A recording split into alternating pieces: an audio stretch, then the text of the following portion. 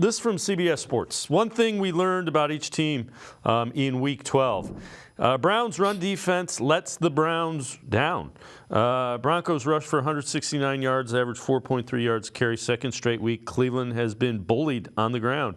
Browns have allowed 170.5 yards rushing over the last 2 games. That's an average, even though they've allowed less than 300 total in both of those contests. So, yeah, I guess that's fair. And Jim Schwartz admitted it. Some of that is cost of doing business the way you do it. You know, getting at the quarterback does come at a cost. You're gonna create some seams, and some people will be able to scheme some running lanes up. Yeah, that's part of what they want to do. When you're penetrating, I thought the Broncos did a really nice job of bringing back the old school trap play.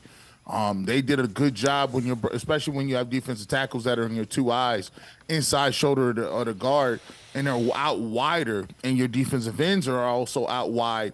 It's going to give you some rush lanes. So, one thing that I would like to see, and I think they did a better job of it as the game wore on, was not getting washed as much, being more stout and not letting them cave you down one way or the other, creating those lanes. However, in the beginning of the season, the Browns were doing one thing that I think is just a part of attrition that happens at this point in the season is they were doing a tremendous job of getting penetration. Your defensive tackles, even your defensive ends.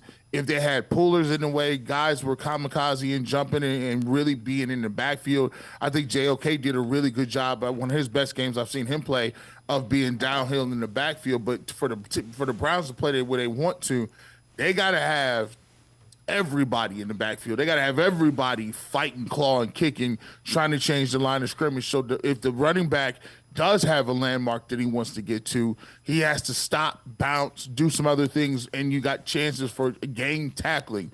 Want to see more gang tackling as well. We take a look at the play at what happened in with Pittsburgh. You look at Warren with his 75-yard touchdown run. He just, Greg Newsome missed a tackle in open field, and he took off.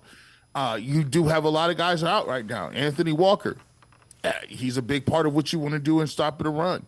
And definitely, if you want to play man-to-man coverage and you want to just bring everybody up and make life, hell for other people, you got to really have the guys back there. And Denzel Ward is not back there right now. So the Browns, in a way, can't afford to play, some of the stuff that they were playing when you don't have the guys out there. I just think that right now they're a little banged up, especially with giving Myles Garrett what's going on with his shoulder. I think they need to get back to gang tackling and making sure that, not just one guy get to the football, but multiple guys get to the football. So those 5-yard gains turn into 2 yards or 1 yard or no gains when you got guys running to the football. And I think they're going to be able to have another uphill battle because Kyron Williams coming in with the Rams, he's going to run that football, and they're going to run the ball a lot as well. Yeah, and, credit to Russell Wilson because he was audible and out of that and into run plays, and that's another thing. He saw things at the line of scrimmage and was able to get them in the right play. And you might face that again because Matthew Stafford has seen a lot of defenses in his career.